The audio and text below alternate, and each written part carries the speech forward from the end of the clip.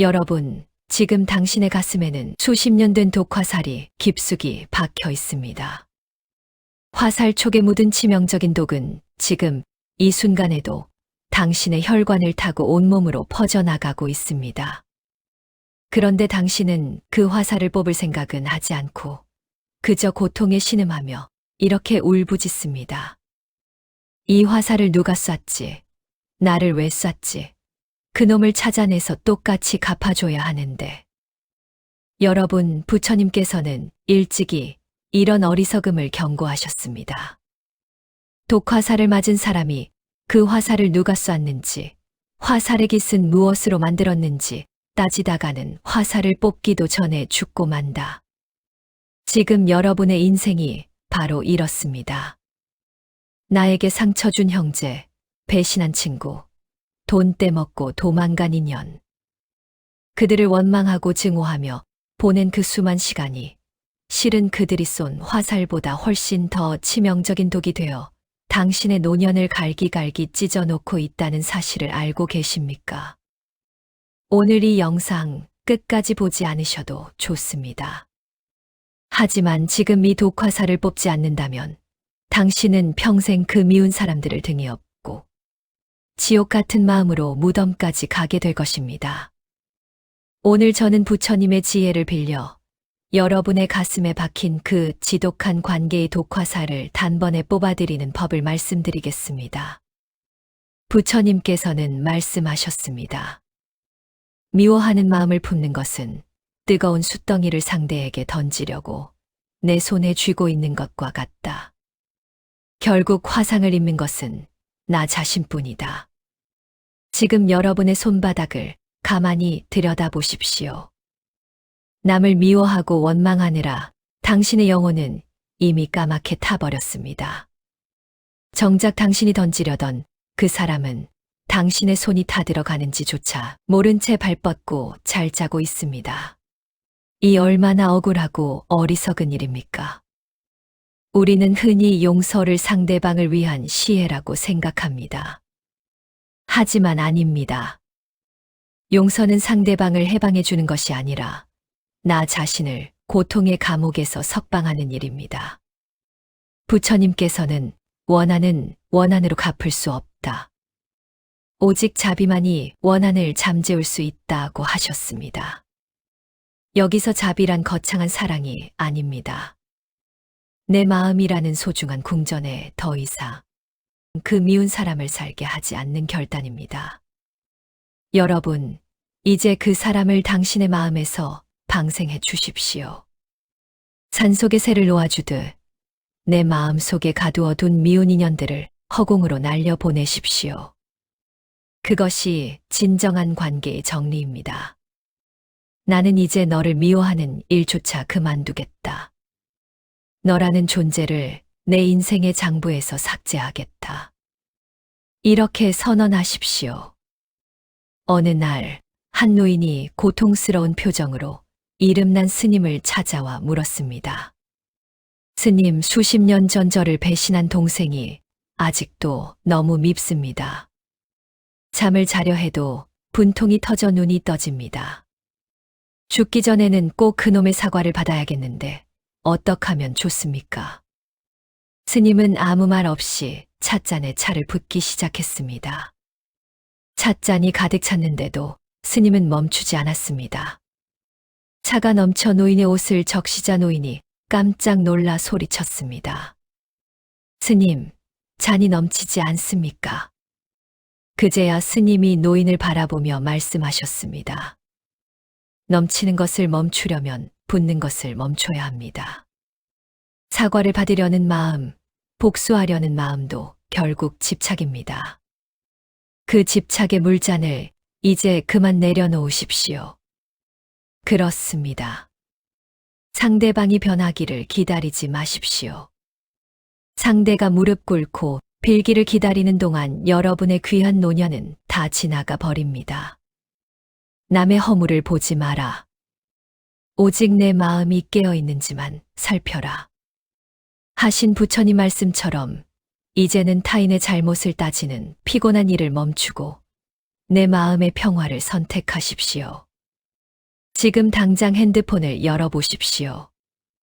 이름만 봐도 가슴이 답답해지는 번호, 10년째 연락 한 번 없으면서 미움만 남은 번호들을 과감히 삭제하십시오. 그 버튼을 누르는 순간 당신의 업장 하나가 씻겨 내려갑니다. 인생은 인연의 거대한 그물망입니다. 부처님께서는 만나는 자는 반드시 헤어지고 떠난 자는 반드시 돌아온다고 하셨습니다. 나에게 왔던 나쁜 인연도 나를 아프게 했던 사람도 실은 나에게 인내와 비움을 가르치기 위해 잠시 머물다 간 스승일 뿐입니다. 이제 그 스승들을 배웅하십시오. 너 덕분에 내가 강해졌다. 너 덕분에 인생의 덧없음을 배웠다. 이제 잘 가거라. 이렇게 작별을 고하십시오. 비워야 채워집니다. 낡고 썩은 관계를 퍼내야 비로소 나를 진심으로 아껴주는 맑은 인연들이 들어올 자리가 생깁니다. 부처님께서는 마지막 유언으로 모든 것은 변한다. 게으르지 말고 정진하라고 하셨습니다. 영원한 원수도 영원한 동지도 없습니다. 오직 오늘 이 순간 평온하게 숨 쉬는 당신만이 실제합니다. 여러분의 가슴 속에 여전히 응어리진 이름이 있다면 오늘 이 시간 이후로 그 이름을 허공에 흩뿌려 버리십시오. 나는 이제 자유롭다. 나는 이제 그 누구도 원망하지 않는다. 이 한마디가 여러분의 남은 생을 찬란한 극락으로 만들어줄 것입니다. 여러분, 부처님께서는 이런 말씀을 하셨습니다. 강물을 건넜으면 배를 버려야 한다. 우리가 이 세상이라는 거친 강을 건너오기 위해 돈이라는 배를 타고 열심히 노를 저어왔습니다. 하지만 이제 강 저편 인생의 황혼이라는 기슭에 도착했다면 그 무거운 배를 짊어지고 산을 오를 수는 없는 법입니다. 그런데 우리는 어떻습니까? 강을 건너온 뒤에도 그 배가 아까워서 남에게 뺏길까봐 발등에 밧줄을 묶고 쩔쩔매며 살고 있지는 않습니까? 오늘 두 번째로 정리해야 할 것은 바로 돈에 대한 집착입니다. 이것을 정리하지 못하면 평생 모은 재산은 내 노년을 지켜주는 방패가 아니라 나를 찌르는 가시가 됩니다. 부처님께서는 모든 고통은 집착에서 생기고 그 집착의 뿌리에는 탐욕이 있다고 가르치셨습니다. 우리가 돈을 모으는 이유는 행복해지기 위해서였습니다. 그런데 어느 순간부터 행복은 사라지고 숫자만 남았습니다. 통장의 숫자가 늘어날수록 마음의 평화는 줄어들고 누군가 내 돈을 탐내지 않을까 의심하는 마음만 커졌다면 그것은 이미 재산이 아니라 업보가 된 것입니다. 우리가 떠날 때 가져갈 수 있는 것은 금반지 하나, 지폐 한 장이 아닙니다. 우리가 가져갈 수 있는 것은 오직 내가 지은 선업과 평온한 마음뿐입니다. 재물은 물과 같아서 가두어두면 썩고 흘려보내면 만물을 살린다는 말씀처럼 이제는 내 손안에 쥐고 있는 것을 조금씩 흘려보낼 준비를 해야 합니다. 여러분, 재산 정리는 단순히 자식들에게 돈을 나눠주는 일이 아닙니다. 그것은 나의 존엄을 지키는 일입니다. 살아생전 명확하게 정리하지 않은 재산은 내가 떠난 뒤 자식들을 원수로 만듭니다. 부처님께서는 자식에게 재산을 물려주는 것보다 지혜와 자비를 가르치는 것이 수천 배 낫다고 하셨습니다. 자식들이 돈 때문에 싸우지 않게 미리 유언을 정리하고 내 삶을 품위 있게 마무리할 최소한의 비용을 제외하고는 사회에 환원하거나 주변의 어려운 이들을 위해 쓰십시오. 내가 쓴 돈만이 진정한 내 돈입니다. 남겨진 돈은 남의 돈이 될 뿐입니다. 베푸는 자는 결코 가난해지지 않으며 움켜쥐는 자는 풍요 속에서도 굶주린다는 진리를 잊지 마십시오. 인생의 마지막 페이지에서 우리가 계산해야 할 것은 얼마를 남겼는가가 아니라 얼마나 베풀었는가입니다. 여러분이 평생 피땀 흘려 일군 그 소중한 돈이 누군가의 눈물을 닦아주고 누군가의 배고픔을 달래주는 데 쓰인다면 그 공덕은 우주 끝까지 이어질 것입니다. 그것이야말로 죽음조차 뺏어갈 수 없는 진정한 나의 재산입니다. 이제 거울을 보며 스스로에게 물어보세요. 나는 돈의 주인인가? 아니면 돈을 지키는 창고지기인가? 만약 창고지기로 살아오셨다면 이제 그 열쇠를 내려놓으십시오. 통장의 잔고보다 내 마음의 잔고를 확인하십시오. 내 마음의 잔고에 감사와 베풀미 가득 차 있다면 당신은 이 세상에서 가장 큰 부자입니다. 부처님께서는 등불이 꺼지든 목숨이 다해도 그가 지은 선행은 그림자처럼 그를 따른다고 하셨습니다.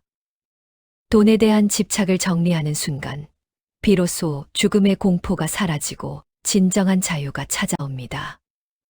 가벼워진 손으로 세상을 향해 인사를 건네십시오. 여러분은 오늘 무엇을 비우시겠습니까? 여러분이 생각하는 진정한 부자의 모습은 어떤 것인가요? 댓글로 여러분의 생각을 들려주세요.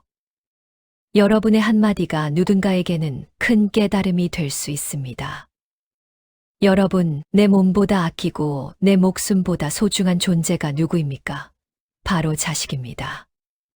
하지만 역설적이게도 노년에 우리를 가장 고통스럽게 하고 눈물 흘리게 하는 존재 또한 자식입니다. 내가 어떻게 키웠는데, 내가 너희를 위해 어떻게 살았는데, 이 서운함과 기대가 당신의 노년을 지옥으로 만들고 있다는 사실을 알고 계십니까? 오늘 세 번째로 정리해야 할 것, 그것은 바로 자식에 대한 질긴 집착입니다. 부처님께서는 말씀하셨습니다. 자식은 내 소유가 아니다. 잠시 인연이 닿아 나를 거쳐가는 손님일 뿐이다. 여러분, 손님이 집에 오면 어떻게 합니까? 정성껏 대접하고 때가 되면 기쁘게 보내주어야 합니다. 그런데 우리는 떠나려는 손님의 바짓가랑이를 붙잡고 왜 나를 두고 가느냐, 왜 나를 돌보지 않느냐며 울부짖고 있습니다. 이것은 사랑이 아니라 집착이며 자식의 인생을 망치고 나의 노년을 망치는 독약입니다. 부처님께서는 자식과 부모의 관계를 기러기 떼에 비유하셨습니다. 기러기들은 함께 날아가지만 각자의 날개로 하늘을 가릅니다. 앞서가는 기러기가 뒤에 오는 기러기의 날개를 대신 저어줄 수 없듯이 부모가 자식의 인생을 대신 살아줄 수는 없습니다. 공부해라, 취직해라, 결혼해라, 아이는 언제 낳느냐. 이 모든 잔소리는 자식의 날개를 꺾는 일입니다. 이제는 자식의 날개짓을 믿고 지켜봐 줄 때입니다. 늙어서 자식 덕 좀 보려 했는데 서운하다고 말씀하십니다. 하지만 부처님께서는 기대하는 마음이 없으면 실망할 일도 없다고 하셨습니다. 자식에게 효도를 바라는 마음 자체가 이미 고통의 시작입니다. 효도는 자식이 스스로 우러나와 하는 것이지 부모가 요구해서 받는 숙제가 아닙니다. 자식에게 기대를 거는 순간 당신은 약자가 되고 자식은 부담감을 느끼며 당신을 멀리하게 됩니다. 참된 부모의 도리는 무엇일까요? 그것은 바로 당당하게 홀로 서는 모습을 보여주는 것입니다. 부처님께서는 무소의 뿔처럼 혼자서 가라고 하셨습니다. 자식의 전화 한 통에 일희일비하고 자식의 방문에 목매는 부모가 되지 마십시오. 당신 스스로가 행복하고 당신 스스로가 평온할 때 자식은 비로소 당신을 존경하며 곁으로 다가옵니다. 자식의 인생에서 당신의 손을 떼는 것, 그것이 자식에게 줄 수 있는 마지막이자 가장 큰 사랑입니다. 이제 마음속으로 선언하십시오. 내 자식은 이제 다 자란 어른이다. 그의 인생은 그의 것이고 나의 인생은 나의 것이다. 나는 이제 자식이라는 거울을 통해서 나를 보지 않겠다. 자식을 내 인생의 결과물로 여기지 마십시오. 자식은 그저 자기만의 업을 다 끌어온 독립된 영혼일 뿐입니다. 그가 잘 살면 기뻐해주고 힘들면 묵묵히 기도해줄 뿐 그 이상의 간섭은 업보를 쌓는 일입니다. 여러분, 자식을 위해 희생하며 사느라 정작 당신의 영혼은 얼마나 황폐해졌습니까? 이제는 자식에게 주었던 그 뜨거운 관심을 오롯이 당신 자신에게 돌리십시오. 자기 자신을 등불로 삼고 자기 자신을 의지처로 삼으라는 부처님의 마지막 가르침을 기억하십시오. 자식은 당신의 노후 대책이 아닙니다. 당신의 구원자는 오직 당신 자신뿐입니다. 지금 댓글창에 나는 이제 자식을 놓아주고 나로 살겠습니다 라고 적어 보십시오. 이 한마디가 자식과의 관계를 회복시키고 당신의 노년을 자유롭게 만드는 기적의 시작이 될 것입니다. 자식을 사랑한다면 이제 그만 그들을 방생하십시오. 여러분, 인생의 황혼에 서서 뒤를 돌아보면 무엇이 보이십니까? 그때 그 집을 샀더라면, 그때 그 사람과 헤어지지 않았더라면, 자식에게 조금 더 잘해줬더라면, 이런 끝도 없는 후회들이 파도처럼 밀려오지 않습니까? 하지만 여러분, 부처님께서는 엄중히 경고하셨습니다. 과거를 쫓지 마라. 미래를 바라지도 마라. 과거는 이미 버려졌고 미래는 아직 오지 않았다.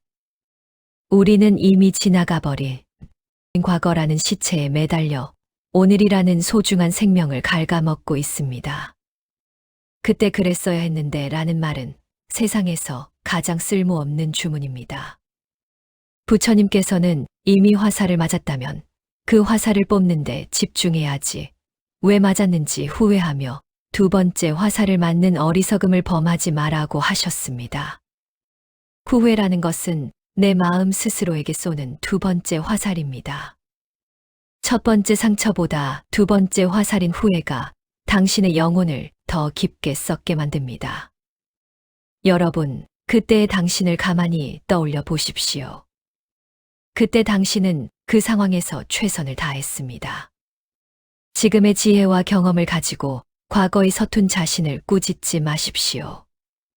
그것은 갓난아기에게 왜 걷지 못하느냐고 다그치는 것과 같습니다. 부처님께서는 모든 것은 인연에 따라 일어나고 사라진다고 하셨습니다. 그때 그런 일이 일어난 것은 그렇게 될 수밖에 없었던 인연의 흐름이었을 뿐입니다. 후회를 정리한다는 것은 과거를 잊는 것이 아니라 과거와 화해하는 것입니다. 그럴 수밖에 없었구나. 그 고비를 넘기느라 참 애썼구나 라고 과거의 나를 안아주십시오. 부처님께서는 지혜로운 사람은 어제를 후회하며 오늘을 버리지 않고 오늘을 정성껏 살며 내일을 걱정하지 않는다고 하셨습니다. 당신이 후회에 잠겨 있는 지금 이 순간에도 당신의 가장 젊은 날인 오늘은 속절없이 흘러가고 있습니다. 후회의 보따리를 메고는 극락의 문을 넘을 수 없습니다. 부처님께서 제자 앙굴리말라에게 가르침을 주셨을 때를 기억하십시오. 99명을 죽인 살인자조차 멈추라는 부처님의 한마디에 과거를 끊어내고 성자가 되었습니다. 하물며 평생을 성실하게 살아온 여러분이 왜 과거의 작은 실수에 발목이 잡혀 있어야 합니까? 과거의 잘못이 있다면 지금 이 순간 참회하고 그 마음을 허공에 날려보내십시오. 이제 선언하십시오. 나는 이제 과거의 감옥에서 출소하겠다. 지나간 날들은 나를 가르친 스승이었을 뿐 나를 가두는 간수가 아니다. 과거의 문을 닫아야만 현재의 문이 열립니다. 부처님께서는 한 생각 깨달으면 여기가 바로 극락이다라고 하셨습니다. 후회를 멈추는 그 찰나가 바로 당신의 인생이 극락으로 변하는 순간입니다. 이제 마지막 관문입니다. 타인과의 관계를 정리하고 돈에 집착을 끊고 자식이라는 굴레를 벗어던지고 과거의 후회마저 날려보냈다면 이제 딱 하나가 남았습니다. 바로 나 자신입니다. 평생 누구의 부모로, 누구의 자식으로, 누구의 배우자로 살면서 정작 자기 자신과는 단 한 번도 따뜻하게 마주 앉아본 적이 없는 당신. 오늘 마지막으로 정리해야 할 것은 바로 나에 대한 미안함과 거부감입니다. 부처님께서는 말씀하셨습니다. 천상천하유와 독존. 하늘 위와 하늘 아래. 오직 나만이 홀로 존귀하다. 이 말씀은 내가 잘났다는 오만이 아닙니다. 이 우주에서 유일무이한 존재인 당신의 생명 그 자체가 이미 부처이며 그 무엇과도 바꿀 수 없는 고귀한 가치를 지니고 있다는 선언입니다. 그런데 여러분은 평생 스스로를 채찍질하며 살지 않으셨습니까? 남보다 못하다고 자책하고 더 잘하지 못했다고 스스로를 미워하며 살아오지는 않으셨습니까? 부처님께서는 세상 모든 곳을 뒤져봐도 나 자신보다 더 사랑스러운 존재는 찾을 수 없다고 하셨습니다. 죽기 전 가장 먼저 용서해야 할 사람은 남이 아니라 바로 나 자신입니다. 주름진 손등을 어루만져 보십시오. 굽어버린 허리와 흐릿해진 눈동자를 가만히 바라보십시오. 이 몸은 당신의 영혼을 싣고 한평생 거친 세상을 건너온 낡은 배와 같습니다. 그동안 풍랑을 견디며 여기까지 온 당신의 육체와 영혼에 이제는 참으로 고생 많았다라고 말해줄 때입니다. 우리는 늘 무언가 부족하다고 생각하며 살아왔습니다. 하지만 부처님의 눈으로 보면 당신은 이미 완성된 존재입니다. 연꽃은 진을 속에서 피어나지만 진흙에 물들지 않는다는 말씀처럼 당신의 삶이 고단하고 진흙탕 같았을지라도 당신의 본성만은 그 안에서 아름답게 피어난 연꽃입니다. 나는 충분히 살았다. 나는 충분히 애썼다. 이만하면 되었다.